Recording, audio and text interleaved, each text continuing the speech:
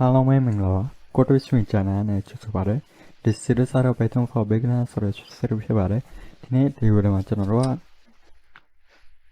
what is break and continue ပါနော် break နဲ့ continue ဆိုတော့လေ့လာမယ်နော်အဲဆိုကျွန်တော်ပထမဆုံးတော့အချိန်ကိုဖြုံးတဲ့ဘက်နဲ့ကျွန်တော်ပိုက်ချောင်းမှုခဏလိုက်အောင်နော်ခဏလေးတော့စောက်ပြီပါ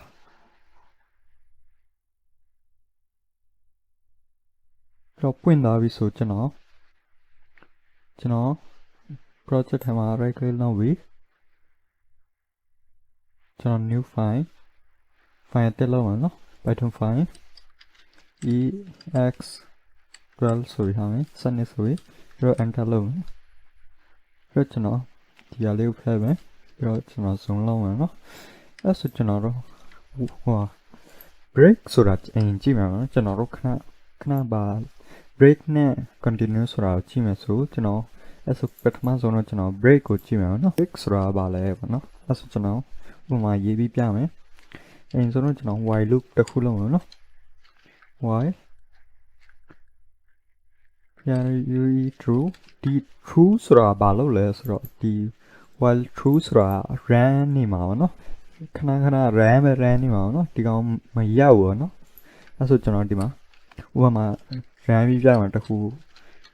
ရှိရလဲလို့ hello while ဆိုကျွန်တော် run နဲ့အချိန်မှာ right click လုပ်ပြီး run မယ်ဆို run နဲ့အချိန်မှာဒီမှာ while true က run ပဲ run နေမှာပေါ့နော်အဲဆိုကျွန်တော်ဒီဟာလေးကိုဖြတ်မယ်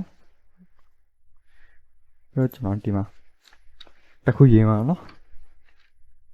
ကျွန်တော်ဒီမှာဘာရေးမလဲဆိုတော့ကျွန်တော်ဒီမှာ I ညီမချင်း0ဆိုရေးမယ်ပြီးတော့ကျွန်တော်ဒီမှာဘာရေးမလဲဆိုတော့ if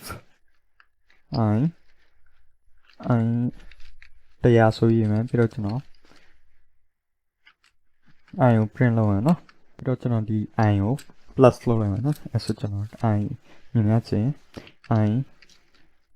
ပေါင်းလိုက်မယ်1နဲ့ပေါင်းလိုက်တဲ့အချိန်မှာဒီ I က1နဲ့3ပေါင်းသွားနော်အဲဆိုကျွန်တော်ဒီအောင် run တဲ့အချိန်မှာဒီက149ထိ run အောင်နော်ဒီကတော့မထူးဆန်းဘူးအဲ့ဒီကိုကျွန်တော်တို့တင်ထားဆိုတော့အဲဆိုကျွန်တော်ဒီ output ကိုကျွန်တော်ဒီလိုအရှိလိုက်ထားခြင်းဆိုကျွန်တော်ဒီမှာ and ဆိုတဲ့ function နဲ့ကျွန်တော်ဒီမှာဟော space လေးထားလိုက်မယ်နော်အဲဆိုကျွန်တော် run တဲ့အချိန်မှာဒီမှာ149ထိရအောင်နော်အဲဆိုကျွန်တော်50ထိတန်းရှင်းဆို51ကိုထည့်မယ်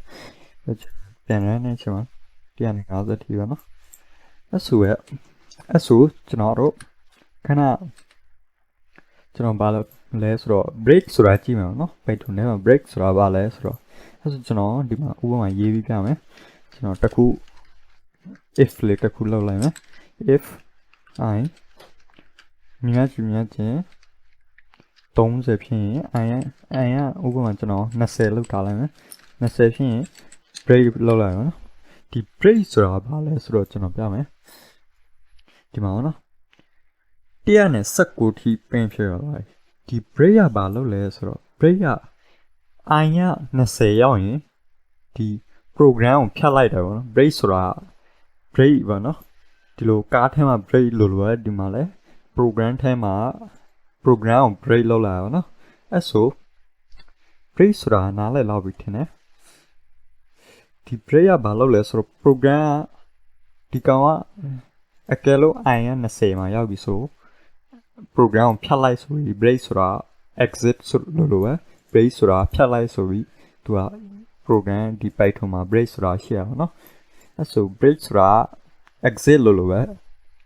break ဆိုတာဖြတ်လိုက်ဆိုတာပေါ့နော်အဲဆို break ဆိုတာနားလည်လောက်ပြီတဲ့အဲဆိုနောက်တစ်ခုကျတော့ကျွန်တော်တို့ဗာလဲဆိုတော့ဒီ continue ပါနော် continue ဆိုတာကျွန်တော်ပြမယ်အဲဆိုကျွန်တော်တစ်ခုပြန်လုပ်မယ်နော်တစ်ခု if I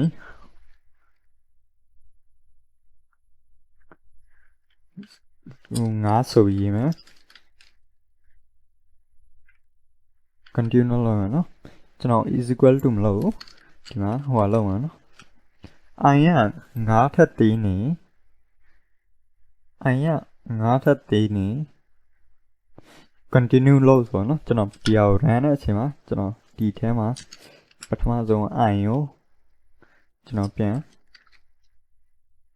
i plus လို့လိုက်မယ်ကျွန်တော်ပြန်ရှင်းပြအောင်เนาะကျွန်တော်ဘာလုပ်လဲဆိုတော့ကျွန်တော်ဒီမှာလည်းပြန် run တဲ့အချိန်မှာဒီမှာကျွန်တော်ဒီမှာဘာလုပ်လဲဆိုတော့ကျွန်တော်ရှင်းပြမယ်အိမ်ဆုံးကျွန်တော်ဒီမှာခဏဒီ if i ကငါထက်သေးနေ i ကို continue ဆိုတာဘာလဲပေါ့နော် continue ဆိုတာဆက်လုပ်ပေါ့နော်ဒီ continue တကယ်လို့ i ကငါထက်သေးနေ i ကငါထက်သေးနေတကယ်လို့ဒီ our program သူကမရန်တော့ပေါ့နော်ဒီ continue က continue ပြန်ဖြစ်တော့ဒီအစအောက်ပြန်လာပြီးပြန် loop ဖြစ်အောင်နော်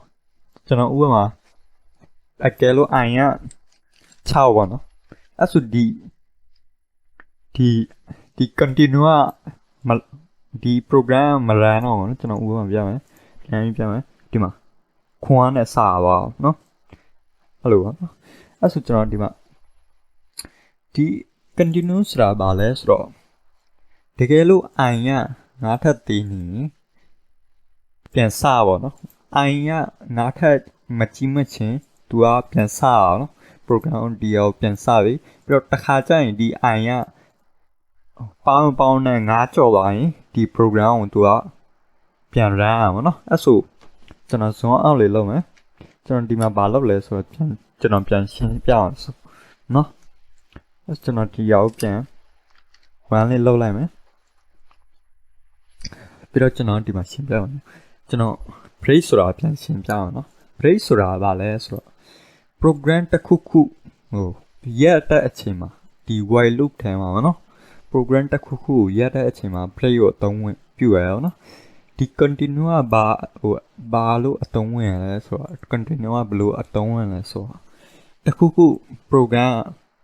main ဒီကောင်ကျွန်တော်တို့တစ်ခုထားလို့ရအောင်နော်ဒီကမမှန်ရင်ဒီကောင်ပြန်ဒီ program စရပါတော့အဲ့ဆိုဒီနေ့အတွက်ဒီလောက်ပါပဲ